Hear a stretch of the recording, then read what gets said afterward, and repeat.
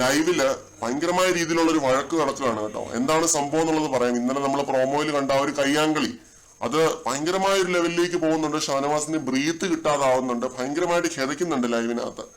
അത് കണ്ടപ്പോൾ സത്യം പറഞ്ഞ ഭയങ്കരമായിട്ടൊരു ടെൻഷനും ആദ്യമൊക്കെ ഫീൽ ചെയ്തു. ഒരുപാട് ഹെൽത്ത് ഇഷ്യൂസും ഹെൽത്ത് റിസ്കും ഒക്കെ ഉള്ള ഒരു മനുഷ്യനാണ് ഷാനവാസ് എന്ന് പറയുന്നത്.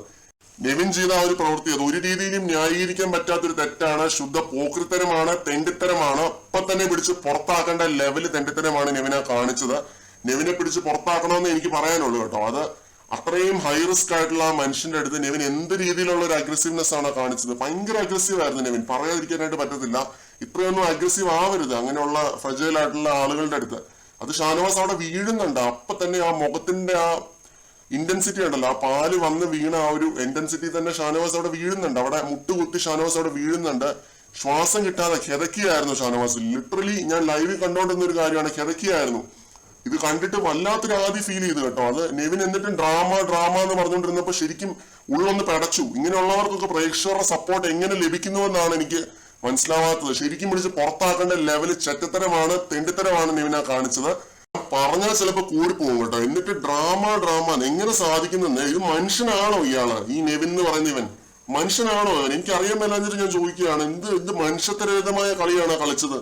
വെറും മനുഷ്യത്വരഹിതമായ കളിയാണ് കളിച്ചത്. അത് ഷാനവാസിനെ അടിച്ചിട്ടുണ്ട്, അതാണ് എനിക്ക് ഫീൽ ചെയ്യുന്നത്. ഷാനവാസിനെ അടിച്ചിട്ടുണ്ട് കേട്ടോ. ആ ഒരു അടിയും പിന്നെ ആ മൂക്കിനിട്ട് ആ ഒരു സാധനവും വന്ന് പാലിന്റെ ആ പാക്കറ്റും വന്ന് വീണതിന്റെ ആ ഇന്റൻസിറ്റിയിൽ പുള്ളി വീണതാണ്. അവിടെ തറയിൽ മുട്ടുകുത്തി വീഴുന്നുണ്ട്. അവിടെ കിടക്കുകയായിരുന്നു. എന്നിട്ട് കിതയ്ക്കുന്ന ആ സൗണ്ട് മൈക്കിനകത്ത് കേൾക്കാമായിരുന്നു. നിങ്ങൾ ഊഹിച്ചു നോക്ക്. ആ ലെവല് ആദ്യമായിരുന്നു കണ്ടുകൊണ്ടിരുന്ന എനിക്കൊക്കെ. ശരിക്കും ലൈവിൽ കണ്ടുകൊണ്ടിരുന്നവർ അത്രയും ടെൻഷൻ അടിച്ചിട്ടുണ്ടാവും. ഷാനവാസ് ഇപ്പൊ കൺഫെഷൻ റൂമിലാണ്. നെവിനും എല്ലാവരും കൂടെ പുറകെ പോയി അടി ഉണ്ടാക്കുന്നുണ്ട്. ആര്യനും അനിമോളും ഒക്കെ തമ്മിൽ ഭയങ്കരമായ അടി ഉണ്ടാക്കുന്നുണ്ട്.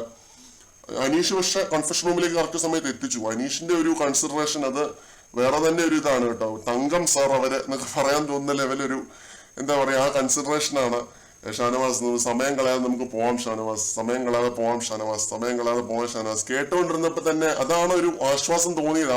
ആ അനീഷിന്റെ ആ ഒരൊറ്റ സംഭവമാണ് ഇച്ചിരിയിലും ഒരു ആശ്വാസം ഫീൽ ചെയ്തത്. വല്ലാത്തൊരു അവസ്ഥയായിരുന്നു കേട്ടോ കണ്ടുകൊണ്ടിരുന്ന സമയത്ത് സത്യമായിട്ടും. അത് ഈ നെവിന്റെ ഡ്രാമ എന്ന് കേട്ടപ്പോഴത്തേക്കും വീണ്ടും നെവിന്റെ തലമണ്ടി അടിച്ചു പൊളിക്കാൻ തോന്നി. ആ ലെവല് ദേഷ്യം തോന്നി. അത്രയ്ക്ക് എന്താ പറയാ, നികൃഷ്ട ജീവിയെ പോലെ ആയിരുന്നു നെവിന്റെ പെരുമാറ്റം. പറയാതിരിക്കാൻ പറ്റത്തില്ല. കണ്ടുകൊണ്ടിരുന്നവർക്കെല്ലാം അതേപോലെ ആയിരുന്നു എന്നാണ് ഞാൻ വിശ്വസിക്കുന്നത്. കൂടുതൽ അപ്ഡേറ്റ്സുമായിട്ട് വീണ്ടും